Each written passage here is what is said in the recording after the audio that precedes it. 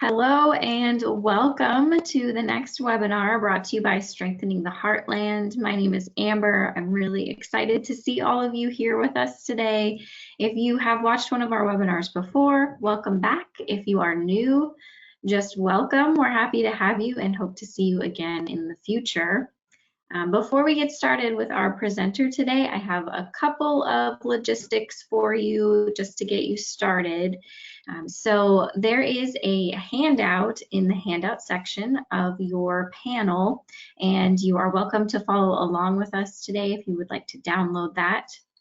We also ask for your feedback in terms of what sort of webinars and topics would you like to see in the future. So there will be a survey link in the chat for you as well. If you can take a couple minutes and just give us some ideas for upcoming webinars, we really appreciate that.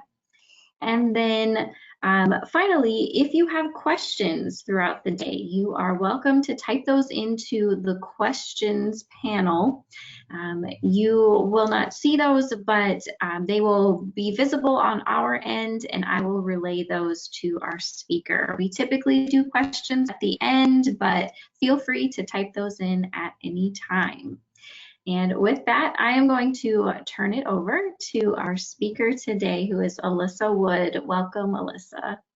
Thank you so much. And first, I've been losing my voice. I'm going to be drinking my water to make sure that it stays mostly intact, but just bear with me. So today's presentation is on how to support youth with disordered eating. Let's see. So first of all, just a quick introduction into me. For those of you who signed up, you probably saw that little blurb about me. I'm currently a PhD student in counselor education and supervision at the University of Mississippi. I'm an adjunct faculty member in the Department of Psychology for the University of South Alabama. I currently work in private practice in St. Louis, Missouri, so all over the place. I know those states are kind of wild and not close by, but you know, most of it is from a distance, but I'm physically located in St. Louis.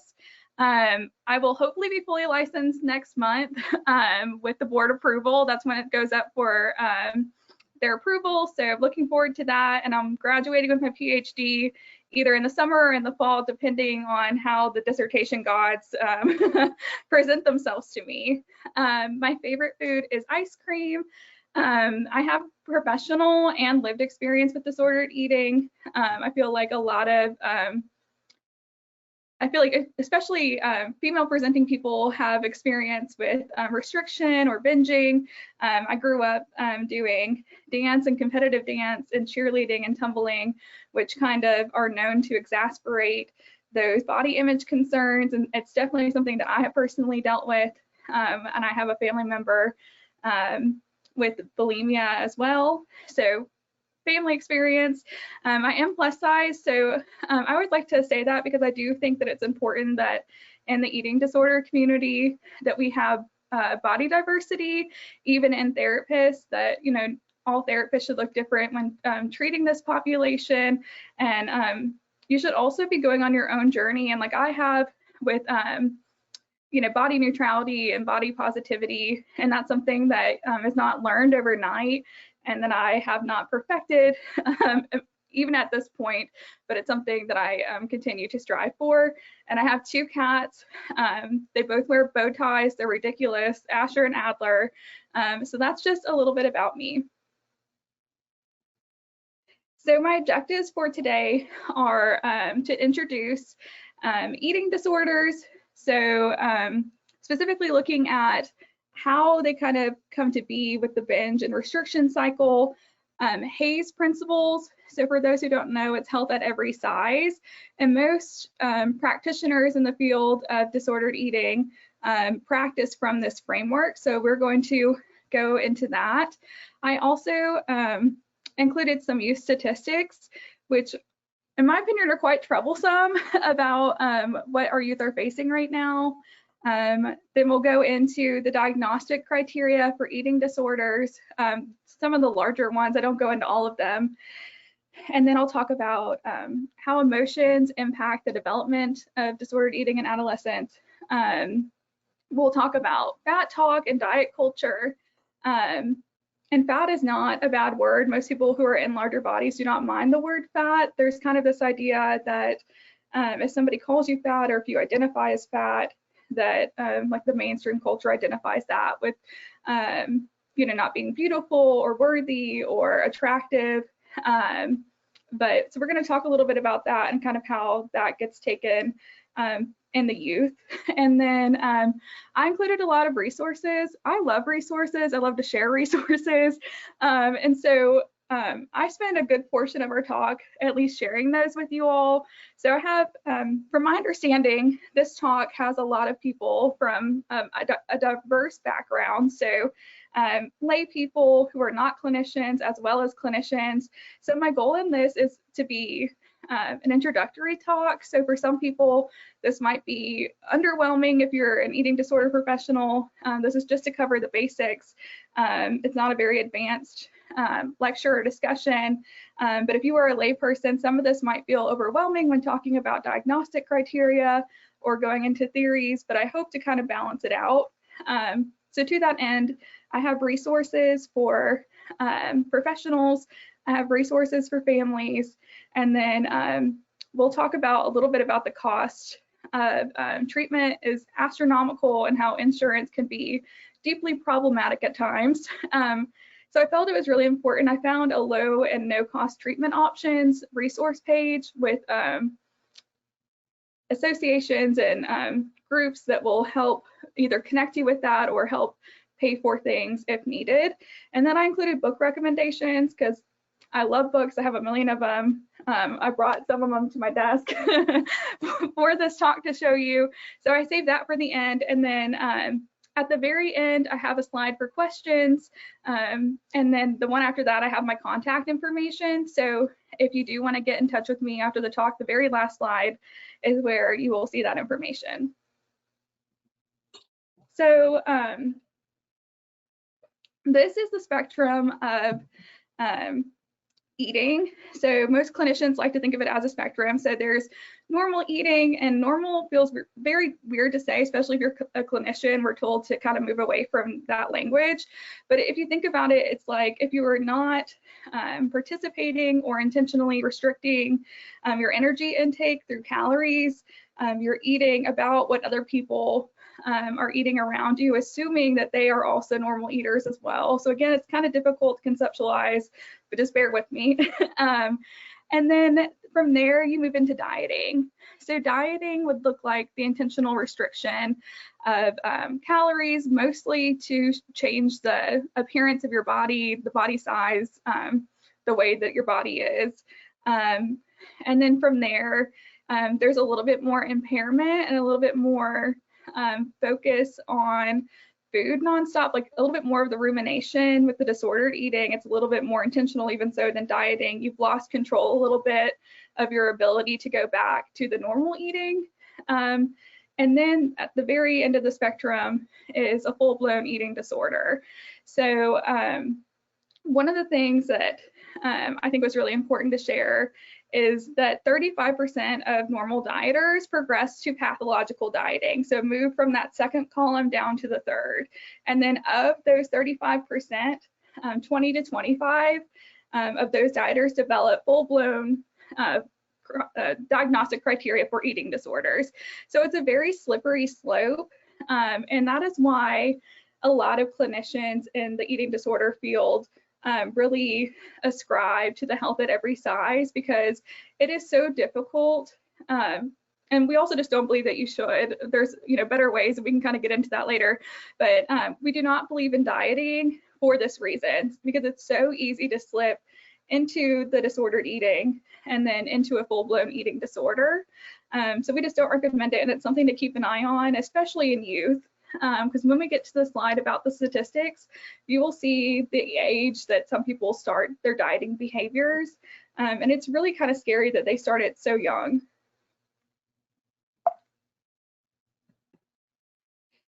So real quick, I just want to explain the restrict, binge, and shame cycle.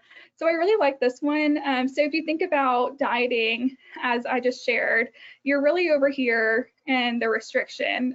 Same with the disordered eating, you're up here in this category. Your thoughts are kind of all consuming. You're classifying food into groups, only eating specific foods. Like if you think of the keto diet or other diets like that, it's very limited. And oftentimes this behavior is to control your emotions or your internal experience. And then what happens after you restrict, it's very well researched that you will binge. Almost every time without fail, if you restrict, you will binge almost immediately. And I really like this. It's kind of crass language, so excuse that, but it says F it eating. So when you think about when you restrict and you get to the point of a binge, you're really just like, oh, it's Thursday, I've been on my diet all week long and I had a cheat day. So I'm just gonna, the rest of the weekend, I'm just gonna eat how I wanna eat, and then I'll start again on Monday. That giving up mentality, that's why I really like that language. Sorry for it, but that ability to kind of give up on that goal of the restriction and just kind of throw it to the wind, and you kind of throw yourself into a binge. So then the next step from there is you feel really guilty and full of shame. So you feel bad. This might be where you're feeling fat, like you have a lot of uncomfortable feelings around your body. You feel like a failure. So moving along there, and then you try to cope. So some people might engage in what they call compensatory behaviors. So over-exercising, purging, using laxatives, again, kind of exercise as punishment. So you hear people say, especially around Thanksgiving, like, I'm gonna walk this off, or, I need to burn off all those calories I just ate. And that is just not very much in line with the eating disorder community and the research that we use to inform our practice of, moving away from diet culture, moving away from punitive exercise. It's just not a healthy environment, especially for kiddos.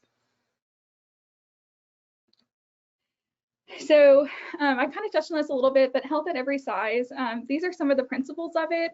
So the first principle would be to accept your size. So to kind of appreciate your body as it is, and to trust your body. So trust your body's ability to tell you when it is hungry, what food it is craving, and adopt healthy lifestyle habits. So a lot of people, and when I say a lot of people, I mostly think of, like, on Instagram, how there's a lot of like gym bros who specifically attack the health at every size principles, thinking that as clinicians or a community that we are, saying that you can eat cake all day long and we don't care.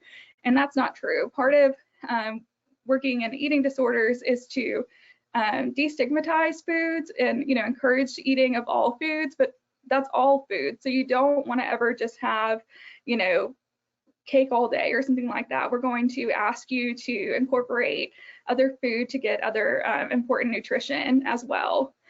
So that's what it means by healthy lifestyle habits. Find joy in moving your body. So joyful movement is kind of another term that people use. So move your body in a way that is not for punishment, and it is not to lose weight or to change the physical appearance of your body. And I know for me that was something that was really difficult to overcome, especially from my background of cheerleading and dance, because that's what we're told, right? Like, you need to go run that off. You want to look your best, you want to look good in the uniform or whatever it is. And you really lose that joy of just like going for a walk or, dancing in your kitchen, while your food's cooking, like really finding, like, what would my body do if I wasn't asking it to do it to change the shape of my body, go for a swim that's not intensive, things like that. And for me, like, I love to Peloton, and I don't always follow the instructor's cues. So when I cycle, I move how my body wants to move that day. And along with Cody Rigsby, he's my favorite. But I don't push myself, and I don't always do what they ask. I do what feels stimulating to me and what feels good. The next principle is to eat when you're hungry and then stop when you're full. So again, and this can kind of take some time, especially if you been engaging in disordered eating for a while, especially for youth, to really be able to get back in touch with those hunger and fullness cues.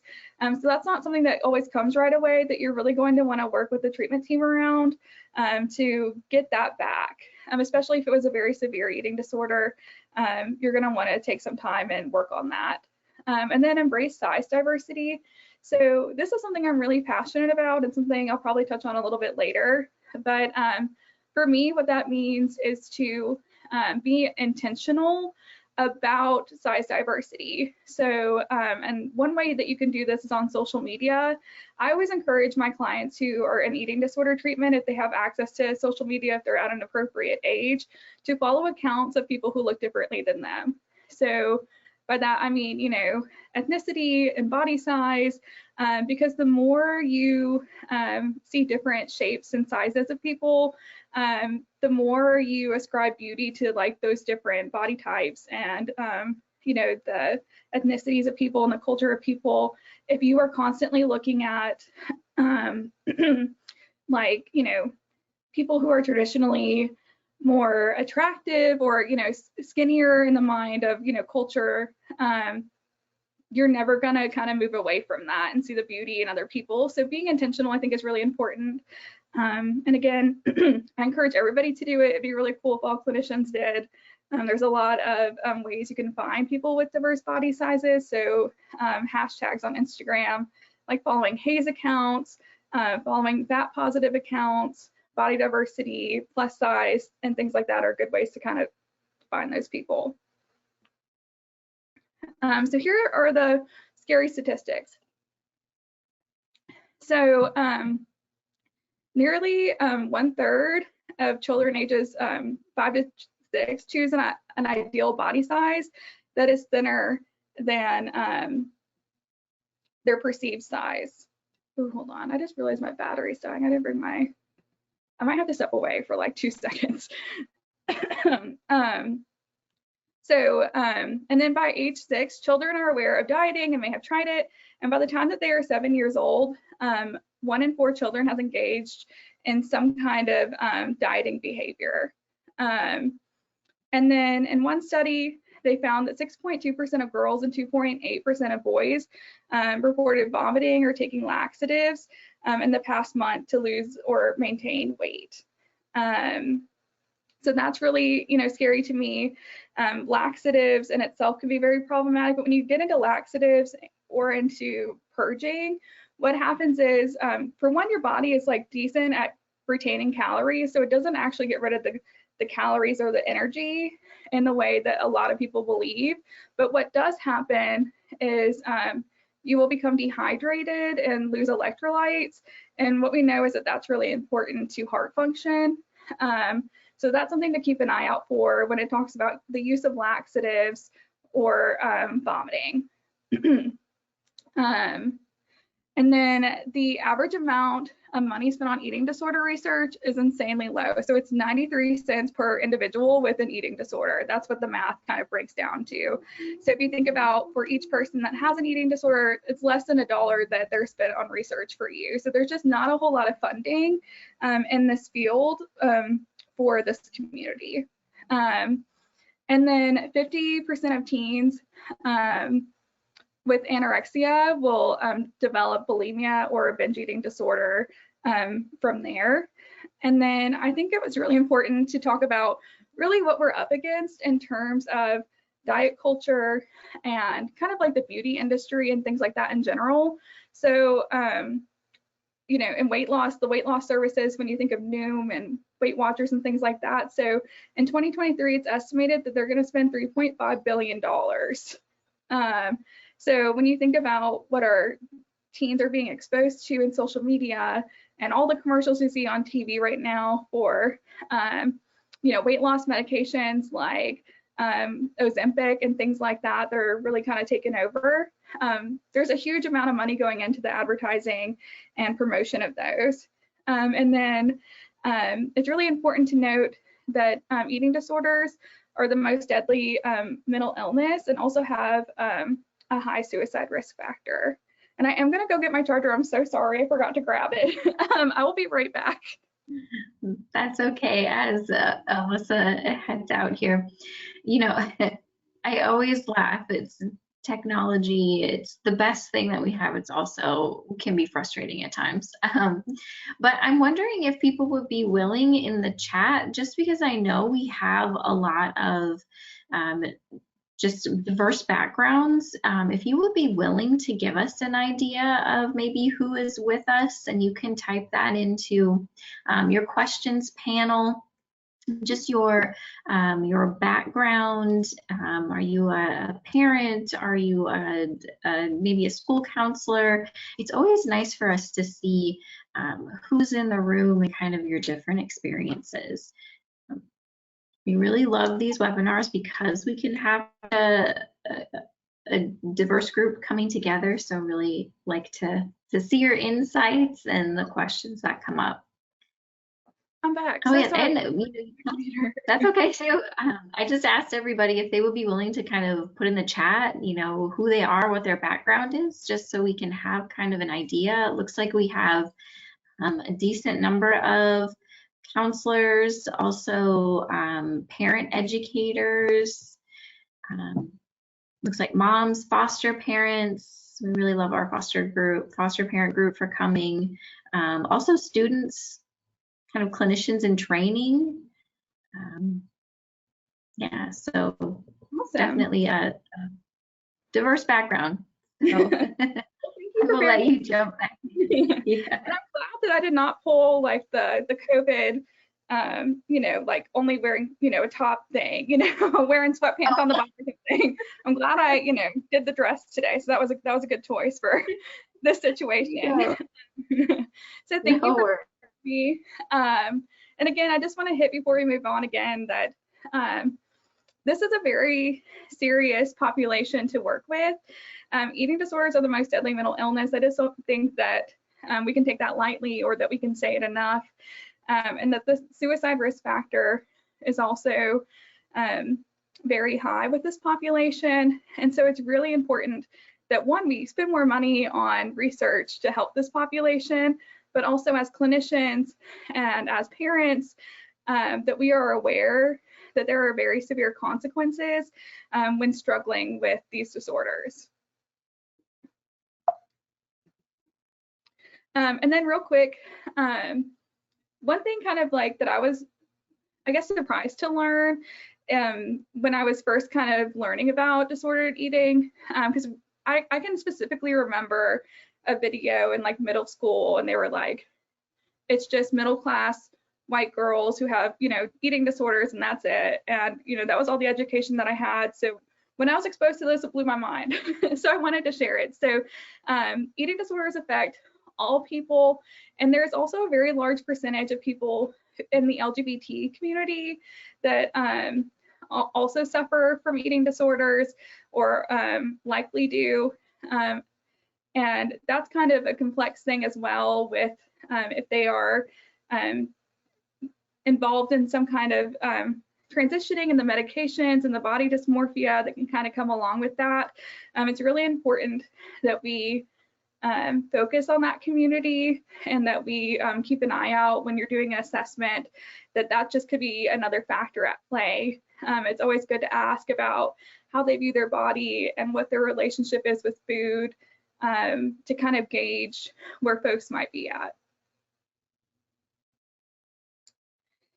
So this is the part where I'm going to kind of go into an introduction into the different eating disorders. So anorexia nervosa is, again, kind of the stereotypical presentation of an eating disorder. It's restriction, the intense fear of gaining weight or becoming fat, even though they are underweight.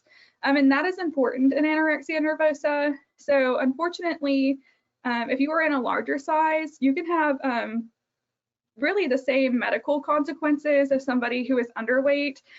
Your body can definitely take a physical hit from restriction, but the DSM does not really recognize folks in larger bodies due to the BMI. So they often are not included and care plans for like insurance and stuff. It can be difficult to really fight for people who are struggling with restriction or, you know, even any other eating disorder if they do not present as someone who is physically underweight. So keep that in mind. There might be some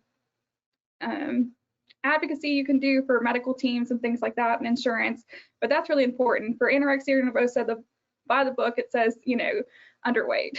So, and again, kind of that body dysmorphia, not viewing their body as it actually is. And again, like I said, I just kind of touched on the atypical anorexia for folks in a larger body. And I put at the bottom down there that I think it's really important. So less than 6% of people with eating disorders are actually medically diagnosed as underweight. So again, kind of speaking to the atypical presentations that the eating disorder community is really fighting to have recognized.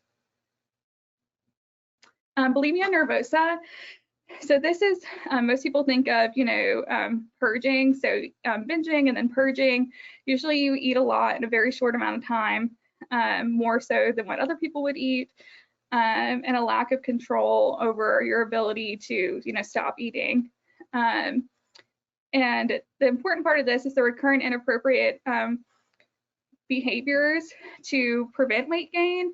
So for a long time, again, kind of as I was starting out in this field and learning more, like even in high school, I just assumed it always had to be purging, and that is not the case. You can meet criteria for bulimia and never have purged. So if you are over exercising, you can meet criteria, or if you are using laxatives to lose weight, you meet criteria. So you do not have to have the self-induced vomiting to meet criteria, but that is one of the aspects of it.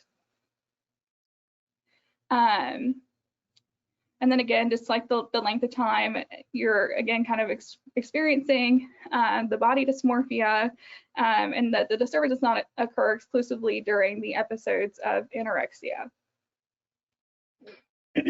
So binge eating. So again, this is where you are consuming larger amounts of food than normal in a short period, and it is going on for you know, like multiple times a week.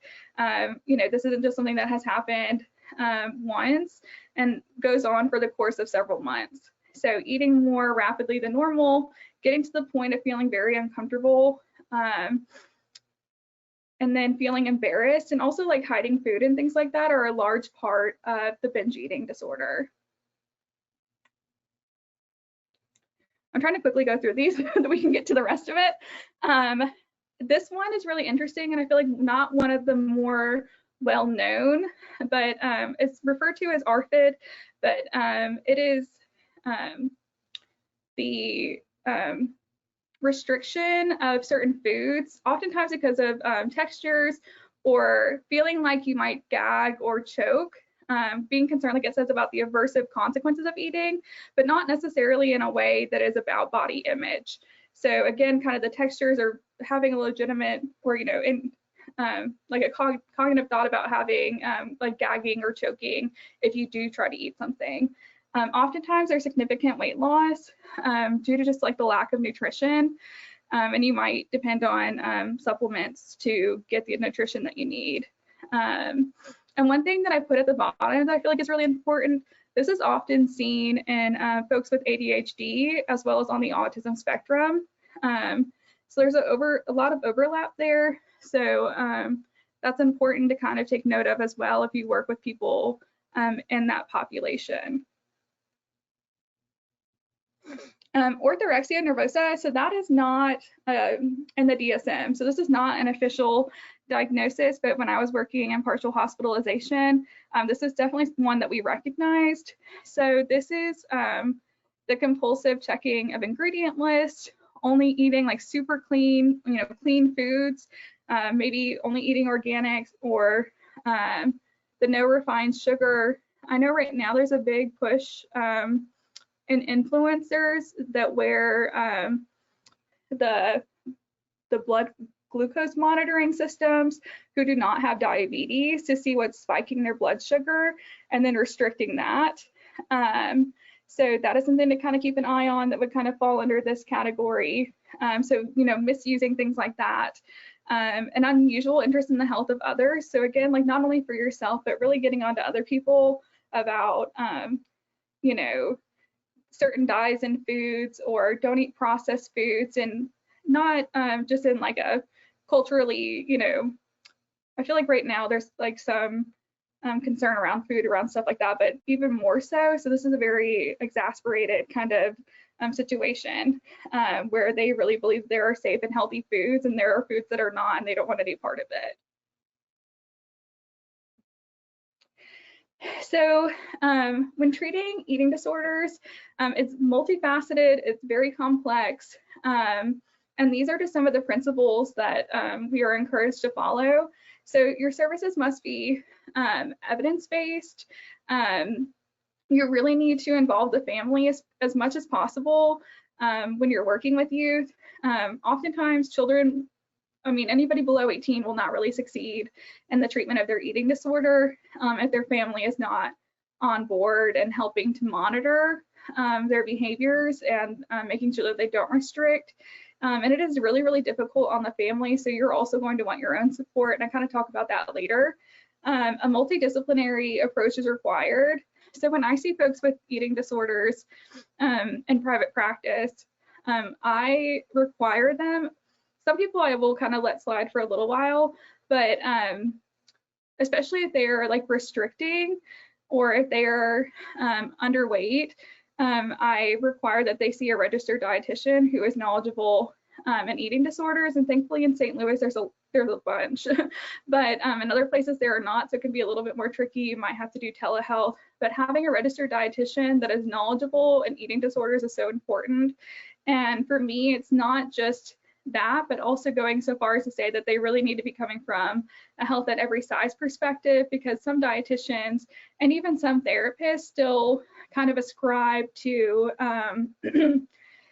that it's okay to lose weight sometimes, or that you may hit a certain point in your gaining weight and like be okay to stop and go back to those old behaviors, and that will just lead to relapse. So the best approach to eating disorder care is a multidisciplinary team with an eating disorder, a registered dietitian, eating disorder professional, a mental health therapist, most likely a psychiatrist, and then it doesn't hurt to have a PCP who can check labs for, again, like checking electrolytes and monitoring, BMI and things like that, checking on their heart and systems that we know don't do well when you're restricting or purging.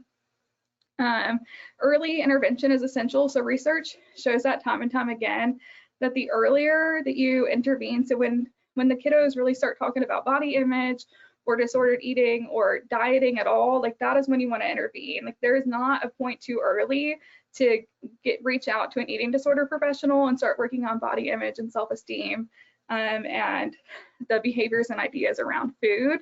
So the earlier the intervention, the better.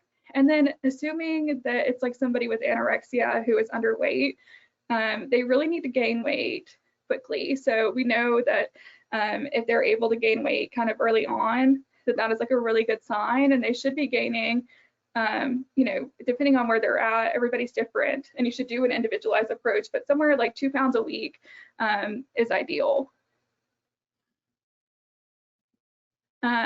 So these are the levels of care. So outpatient, just when you would go kind of see somebody in a therapy office, once a week. Those people are maybe kind of in that self-esteem, body image issues, or just starting to get into an eating disorder. Like that is like a decent place for somebody experiencing that. And then as people kind of progress into more severe behaviors, you're going to want to consider stepping them up to IOP, so intense outpatient or partial hospitalization. And then from there, or sometimes like it might be so bad you bump them all the way up to residential right away. Like there's not necessarily a flow of how this works. I've seen this kind of go a bunch of different ways. But the next slide will show the APA standards for eating disorders and levels of care. So I'll just jump over to that. But do not delay stepping up care. So if you see somebody starting to kind of backslide, you really want to jump in pretty quickly and address that. And If somebody is not being truthful, if you feel like they cannot manage it on an outpatient setting, you really need to step them up. So again, this is a better picture of the levels of care. So again, it kind of talks about the motivation to recover, and as things kind of go downhill, you're going to want to look at the higher levels of care. So if they need 24-hour supervision to monitor their eating and binging and things like that, you're going to want to be looking at residential or an inpatient hospitalization. Inpatient hospitalization is also really important for folks who have been restricting for long periods of time or even purging, to help with refeeding, because you can get refeeding syndrome, which can be horrible.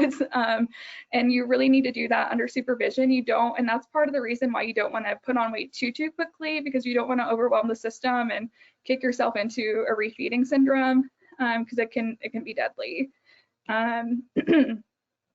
So again, just kind of looking at if someone's self-sufficient, if they're gaining weight as expected, that they haven't gone back and lost any weight. This is a really helpful chart to kind of assess for that. So there are several different evidence-based treatments. So cognitive behavioral therapy is a huge one still for eating disorders. So addressing those thoughts and behaviors that impact the eating disorder, learning the CBT coping skills and things like that can be really important. Dialectical behavior therapy, so the stress tolerance skills, working on emotion regulation and things like that are really helpful. So that is something that you'll see a lot in treatment centers. A newer one, so radically open dialectical behavior therapy. I'm level 1 certified in that, and I love it. It's actually geared towards clients who have issues of over control. So DBT would be for under control. So when you think of issues with impulse control, I kind of think of the Carrie Underwood song about smashing someone's windows out their car, just the issues with controlling their impulses and mood and things like that.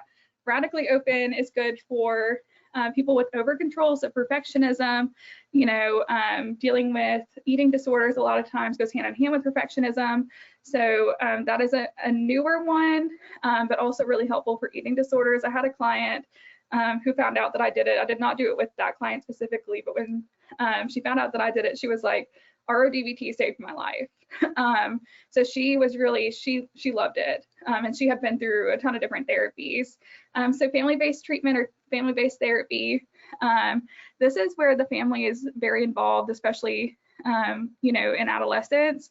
So there are plenty of really good books, and I added them at the end, but it's hard.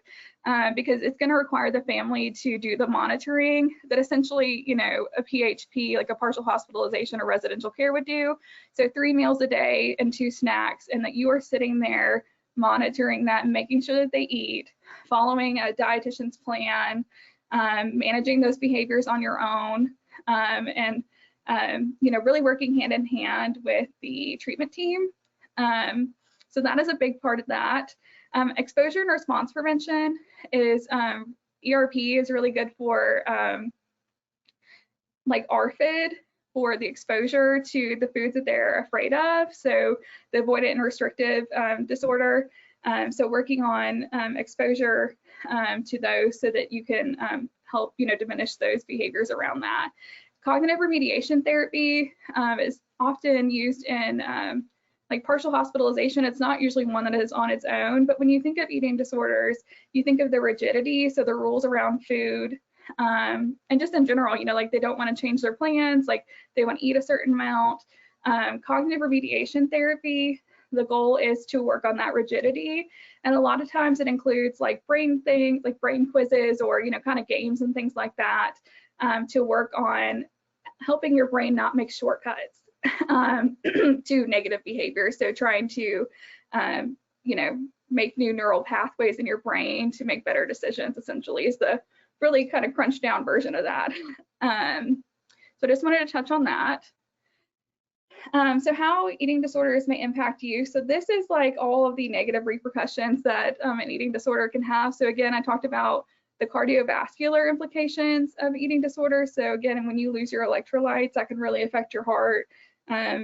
Whenever I was in partial hospitalization, it wasn't uncommon to see people kind of faint, from, having different issues, or becoming like orthostatic whenever they kind of like, stand up the rush of, the blood and things like that. So it's just really, you really have to be mindful of that. Falling behind at school is a big deal. And one thing I will say about that is a lot of times parents are hesitant to seek treatment because they don't want to interrupt the sports, or they don't want to, their kids doing good in school or whatever. The eating disorder has to come first. And you really cannot work on any other kind of diagnoses or things like that if the eating disorder isn't treated. So when you think about your hierarchy of needs, nourishment is really important to that. And so you really want to make sure that their brain is even in a place to, work on other things and retain information. So the eating disorder comes first. So dry skin and brittle hair. And if you think about the social implications of that, so when you start seeing, physical changes in a child, oftentimes other children are seeing that too, and maybe picking on them or pointing it out. So that can have social implications as well. Another really important thing, so a lot of times dentists are actually like the first ones to find out that somebody has like issues with purging because of the gum disease, the erosion of the enamel, tooth decay or tooth loss, depending on how long it's been going on for. So that's something that's really important to kind of keep an eye on as well. So there's a lot there. I'm trying to be mindful of time so we can have questions. So the emotional aspects. So again, when you think about the changes to someone's body, a lot of kids can see that and point it out, and that can be really difficult on them. Struggling with perfectionism is a big thing. The eating disorder wants perfectionism. They want you to, adhere strictly to the disordered thoughts and things like that. So that can be really difficult to overcome and really emotional to kind of pick apart. And a lot of times, as we know, with behavior extinction, things get worse before they get better. They are really going to hold on to the protection of the eating disorder and those behaviors. A distorted self-perception, so body dysmorphia, again, just like not really seeing themselves for what they actually are, struggling with body image, guilt and isolation, so feeling bad that they have this eating disorder, and then isolating themselves from others, because a lot of times it can be embarrassing, if you're purging, and there's often, especially if someone's purging a lot, there's often like a smell or sometimes, on their shirts or things like that. Like it can be embarrassing. You can want to isolate so you don't have to expose yourself to that. And you also isolate to avoid community events and cultural events where food might be shared. So that's important to kind of keep an eye on as well. So tips for families, this is a lot, but you're gonna wanna monitor meals very closely, monitor bathroom time for purging and laxatives, and like FBT professionals would go as far as to say to make sure that the door is open until you get to a point of trusting them to make sure that they're not taking laxatives or purging while they're in the bathroom. Prioritize the treatment of the eating disorder, like I said. FBT will also include going to the school. So they're going to ask the parents to go to the school and monitor the child's eating at the school. And if they're not able to, having either another trusted family member or caregiver or an official at the school do it, and communicating closely with them what the expectations are for food. So there's not like, and also what the food is. So the food isn't being thrown away, because people are sneaky. even when I was watching people in partial hospitalization, people were sticking it in their pockets and trying to throw it away, and it was a whole thing. So also keeping kind of an eye on that. Do not back down when the child pushes back, and it's really encouraged to think of it like a medication. So especially when someone's been restricting and you're trying to get their calories back in, if they're bargaining with you to try to, do I have to eat that last piece, or this, do I have to eat everything on my plate? They encourage you to think of it like medication. So a child would not be able to kind of dictate the dosage of medication that a doctor prescribed to them. So they encourage you to think about it the same way, and not kind of budge on that. Do not attempt to treat the eating disorder on your own. And I say that for families and professionals. This is not something that you want to do in isolation. Again, you're going to want a treatment team. And you're also going to want caregivers if you are the family. and let people know what's going on so that they can support you, just as you would if somebody had cancer or another physical illness, to let people into your life. And also don't really engage in talk around if they will eat a food. Just let them know what is being served instead if you want to say something, but it's generally advised that you just kind of serve food and encourage them to eat it.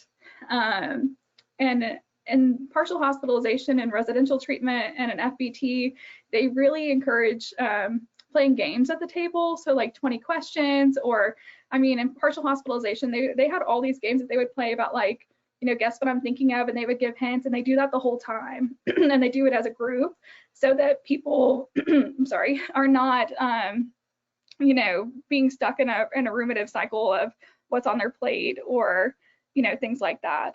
It's also kind of, I didn't put it in here, but when somebody is engaging in disordered eating, they often will smear food on their plate, or try to control the sizing of the portions, hide food, chop it up really small, tear food. Tearing is a big one. So if you see those behaviors, that might be a sign that your child is on the precipice or is experiencing an eating disorder. It's really important for families to model healthy behaviors. So reject the diet mentality, honor your hunger cues, challenge the food police. And so by that, I mean, you know, morality around food. So there is no good and bad food from a Hayes perspective. All food has nutrition and energy that you need to live, and all foods fit in a well-balanced diet. Discover the satisfaction of eating. So again, remembering that eating, you can do it for pleasure because you really like the taste of something. You can do it for community and connection. Those are all very valid and often culturally supported things. And you don't want to lose sight of that, and you want to model that as well. Again, engage in joyful movement, and don't, you know, say that you need to go walk off these calories, or, you know, things like that. You don't have to earn your food. And then positively speak about people in larger bodies. You know, if you see someone on TV, comment on their beauty, like Lizzo, you know, or things like that. Do so publicly in front of your kids so they know that, you know, beauty is across all sizes, and that people have worth, you know, across the body spectrum.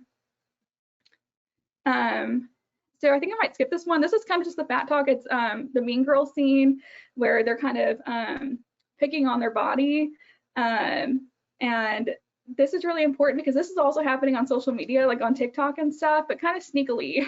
So when I talked about spotting it in social media, so right now they're doing like outfit of the days, but, you know, it's people who are in traditionally smaller bodies, you know, who have a certain aesthetic. It's also what I eat in a day, and this is very popular for people with disordered eating habits to do, is to watch these what I eat in a day to try to eat less. It becomes a competition.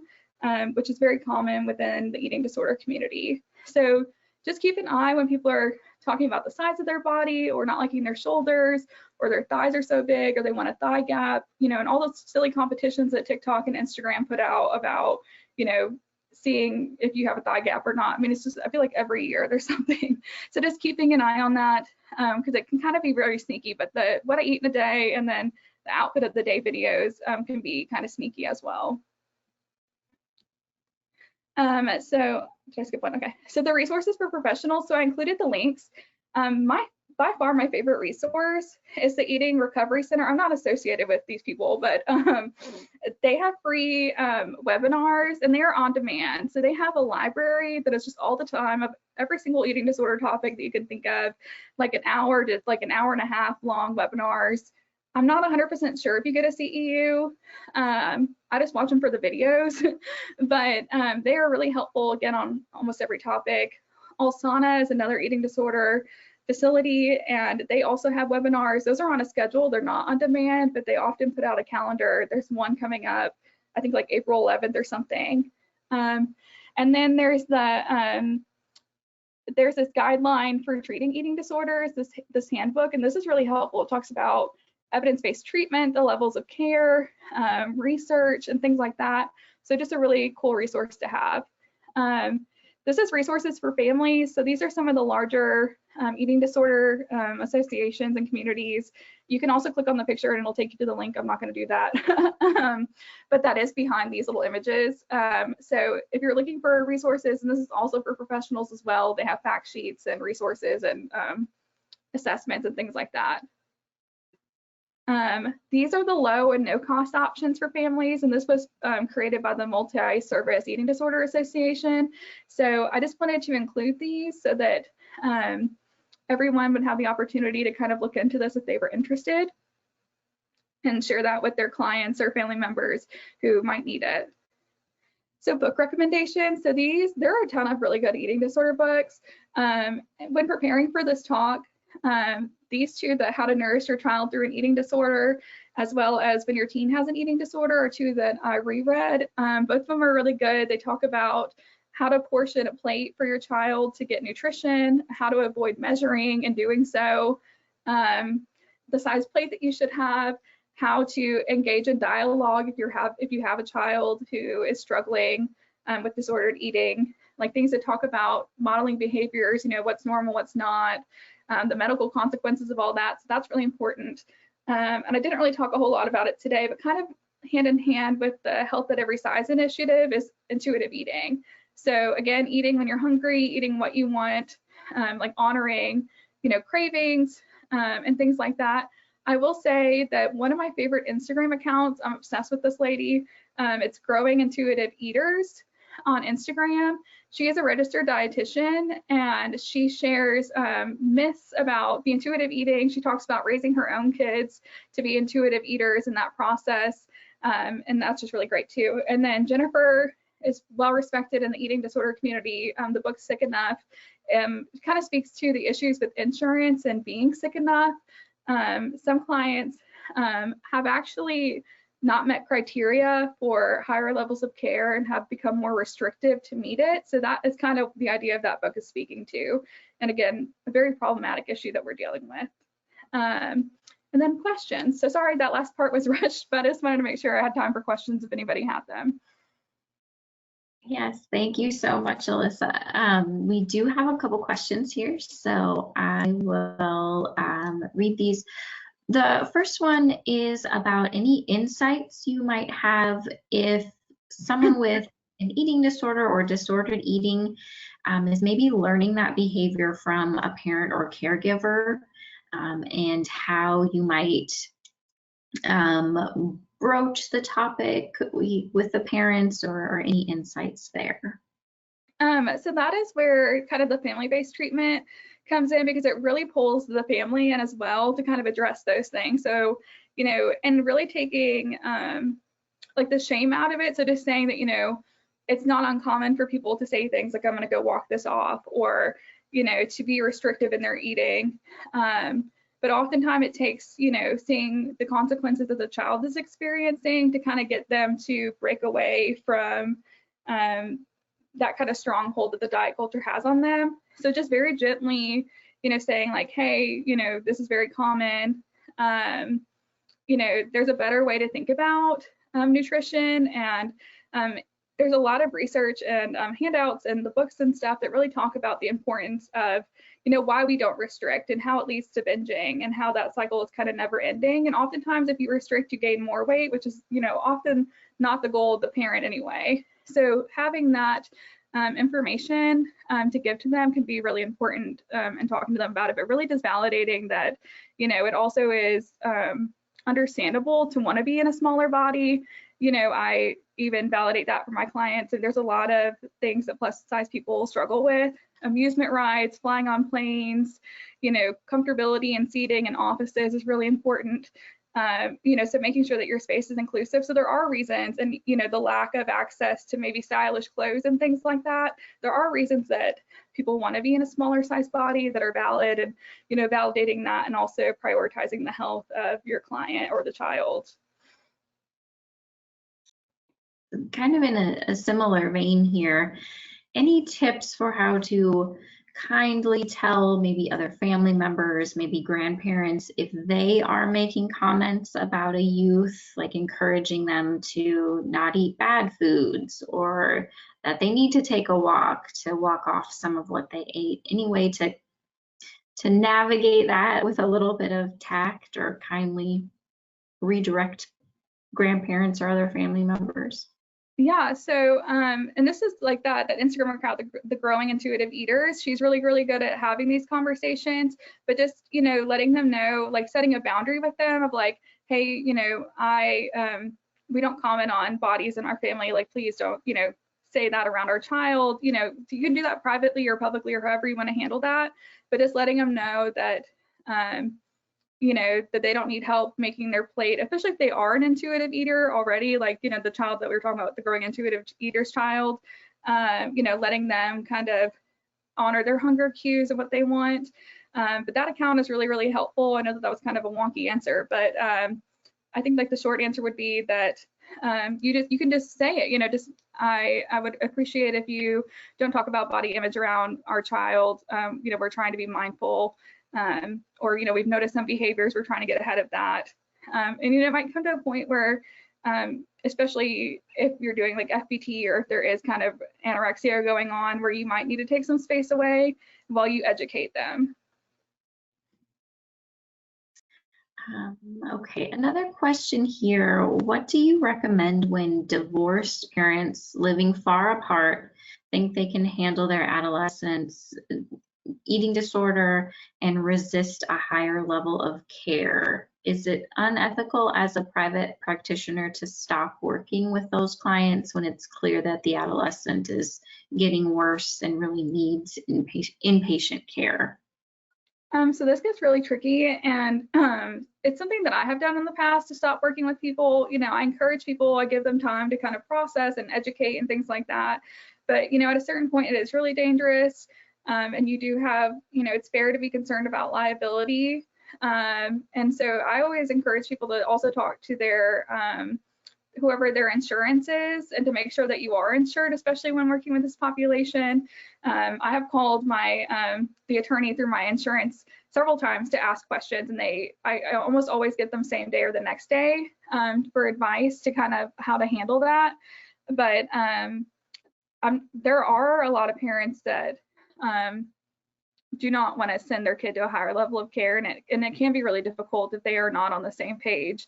So that is a tricky one. I don't think it's unethical to stop working with them. I do think it's most ethical to give them your professional opinion and kind of let them know that that might be coming if they don't. And you can always, you know, give out resources of other clinicians that they can try and things like that. But you do want to be careful, obviously, for your own liability, but also protect the clients. That can be really tricky. Okay, when it comes to gaining weight, the stress of how much they have to eat in order to gain weight can be overwhelming. Any tips for navigating that process? So I think validating that, you know, it can be uncomfortable, or that, you know, again, kind of validating that, you know, there's reasons why people might not want to gain weight, you know, especially in our culture. So I think validating the emotion is really important, and then just really trying to educate on why it is important that they gain weight.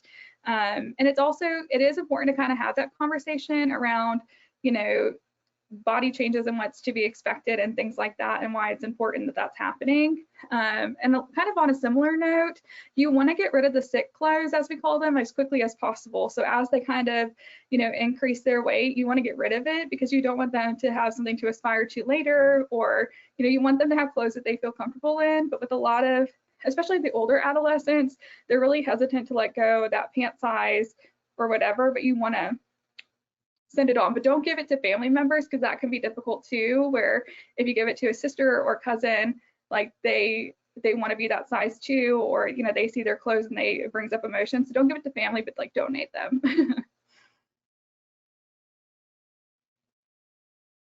And then maybe one last one as we're coming down to time.